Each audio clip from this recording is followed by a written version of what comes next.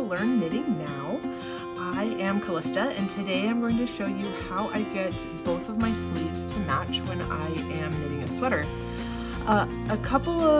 Before I get started, this pattern is called Dog Star by TinCanKnits. The size is 2T, so it's nice and cute and little.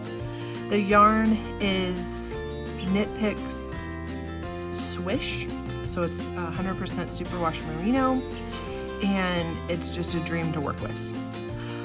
So how do we get sleeves to match? They obviously need to both be the same length. We need to make sure that when we're doing decreases, they're the same on both sides. You can see here I haven't started the second sleeve, but I'm showing you here how I am able to get both of them to match.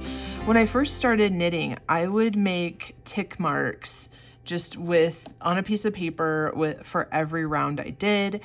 And that can be effective if you are good at remembering to make the tick mark at the end of every row. I would forget, did I make the tick mark? Did I not? And so that wasn't really very efficient or effective for me. They do also make row counters or stitch counters. And I'll put a photo of one here. Those can be very effective too. Lots of people love those. Again, you have to remember to do it on the end of every round.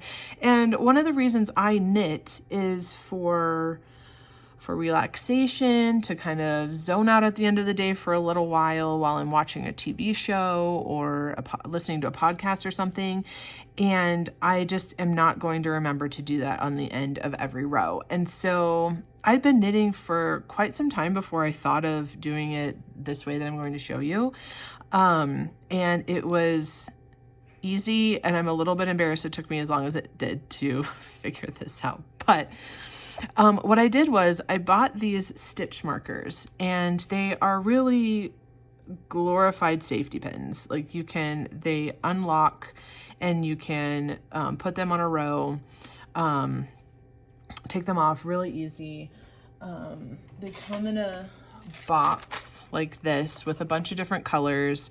You can see my dog got a hold of this box and pulled off the thing, but it still works just fine. So I like that there's different colors, because when I'm doing my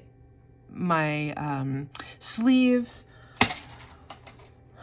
I put one on I'm doing this every 6 rows, and that's because there's a decrease every 6 rows in this particular pattern. I've done them every 5 rows. It makes it really easy to just count 5, 10, 15, 20 to get to however many rows I need to have per the pattern. But just as long as you know you're putting one on every however many rows it is for you and your pattern, it makes it really easy. So I have 2 different colors here. Green, for me, of course, you can do any kind of system you want. For me, I just need to make sure I have 2 different ones. It doesn't matter that they're green and orange. It's just that they're different. These are sets of 6 where there is no decrease row. And then for me, the orange is where I'm starting. Every 6th row is a decrease row. And then here I'm back to green because I have a little bit to go with no decreases before I start the ribbing at the wrist. When I get to the ribbing at the wrist, I'll pick a different color, maybe blue or something, so that when I'm knitting the other sleeve, I know, oh, hey, this is where something changes. So then I'm going to put these sleeve stitches on the needles when I'm coming down to do the other sleeve. And then when I do my first row, I'm going to take the stitch from this sleeve, put it over here, and then knit my 6 rows, pull the next one over, and then I will know that my second sleeve is done when I've gotten to the bottom of this sleeve and I've moved all the stitch markers. So that way I don't even have to know how many rows long this sleeve is. I can just be moving the stitch markers over, and I know that it'll match because it has the same number of rows without having to count.